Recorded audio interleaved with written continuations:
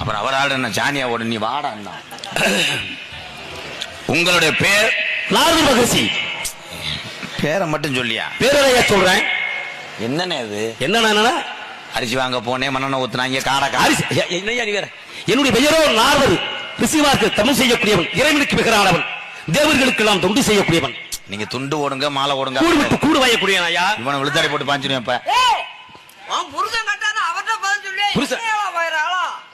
என்ன புருஷனா? அரசன் என்றால் புருஷன், சாமி என்றால் ஞானி என்றால் அவர்களும் புருஷன் தான். ஆகா, கூடு விட்டு கூடு வாயக்கூடியவனா? நாங்க வீடு விட்டு வீடு வாய்வோம். தண்ணி மேல நடக்கக்கூடியவன் ஐயா. தண்ணி மேல நீங்க நடந்தால் நாங்கள் ஏதாவது சொல்ல முடியாதா? என்ன சொல்ற நீ? தண்ணி மேல நடக்கக்கூடியவனா? சாமி வேணா, இது எதுக்கு வம்பு? நீ என் காசை கொடு, நான் போறேன். காசு கொடுக்கட்டும். இடது பக்கம் கம்பி தெரியுது.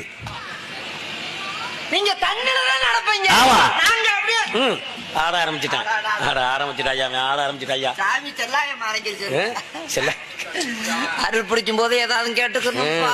அருள் பிடிக்கும் போதே ஏதாவது கேட்டுக்கணும். அப்பா கேட்கறது கேள்றேன். ஆசாரம் தவறாம வாக்கு கொடுக்கறோம், வலதையை கொடுக்கறோம். நீ கேட்கறத கொடுப்பேன்னு எனக்கு தெரியும்ப்பா. அருள் பிடிக்கும் போதே ஆண்டவா அழகுமுல கண்ணா. ஏப்பா 5000 ரூபா தரியா, ஒரு 500 ரூபா சேர்த்து தரியா? சாமி வந்துருச்சு.